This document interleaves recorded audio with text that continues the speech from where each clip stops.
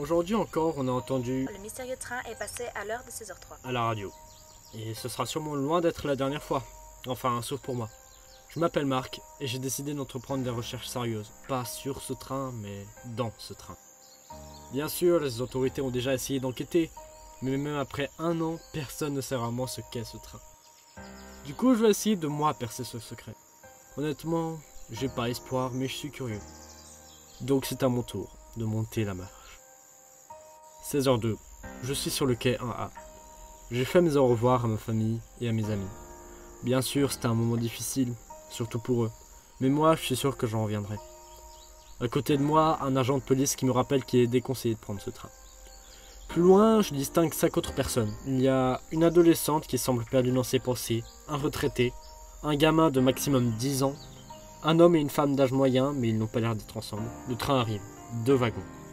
Je ne l'avais jamais vu en vrai. C'est très impressionnant. Pas le fait que ça soit un train, mais le fait que ça soit ce train. Je m'approche, les agents me rappellent une dernière fois, et je monte finalement. L'intérieur est assez classique pour un train. Une vingtaine de sièges qui ont l'air très confortables, une table assez luxueuse par siège. Les autres passagers n'ont pas tardé à s'asseoir. Et oui, personne ne semble se connaître. Pourtant, on n'a aucune idée du temps de trajet. Théoriquement, pas plus de 24 heures. Mais de la part d'un train qu'on appelle fantôme, le doute est permis. 16h04 et il démarre.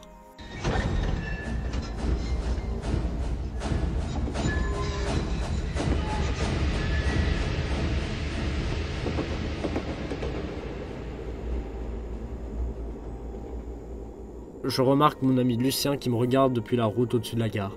Il a les larmes aux yeux. Sincèrement, j'ai peur de regretter mon choix. Et je me demande si les autres aussi ont cette peur. En parlant des autres, si le trajet dure longtemps, il va falloir communiquer, c'est inévitable. Je jette un coup d'œil à mon téléphone. Je remarque que Lucien m'a envoyé un message. T'as intérêt à revenir vivant. J'essaierai. En parlant de communication, le retraité s'est levé et s'est dirigé vers le gamin. Que fais-tu dans ce train, petit? L'enfant ne répondait pas. En fait, je pense qu'il ne sait lui-même pas pourquoi il est dans ce train. Tu ne sais pas, toi-même, pourquoi tu es là, n'est-ce pas? Non, Ta maman est dans ce train? non, Ton papa? non plus. Pauvre enfant. Oh. Je vais rester avec toi, d'accord? D'accord. Je m'appelle Marin. Et toi? Kevin. Le vieil homme s'assoit alors en face de l'enfant. Les autres n'écoutaient absolument pas. Ah, quoique, juste devant moi, il y a la femme du Moyen-Âge qui a noté quelque chose. Je rapproche ma tête discrètement, et elle a retranscrit la conversation et les faits et gestes de ces 2 personnes. Est-ce qu'elle aussi est là pour étudier le train? Je n'ai qu'une façon de le savoir. Je lui tape alors sur l'épaule, elle se retourne et j'engage la conversation. Bonjour, je m'appelle Marc, et je suis là pour tenter de résoudre le mystère de ce train. Je n'ai pas pu m'empêcher de remarquer que vous avez noté la conversation de ces 2 personnes. Vous aussi, vous êtes là pour enquêter? Elle me fait signe de venir à côté d'elle. Je m'exécute. Alors? Ouais, moi aussi.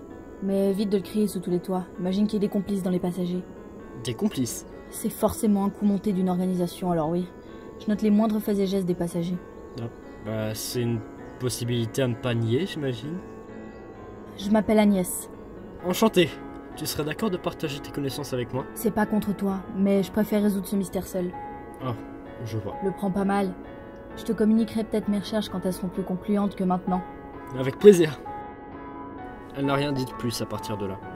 Alors moi non plus. Cependant, savoir que j'ai une alliée est un peu rassurant. De toute façon, il va me falloir communiquer tôt ou tard avec les autres. Je la vois. Elle continue d'écrire toutes les actions des passagers. C'est-à-dire pas grand-chose.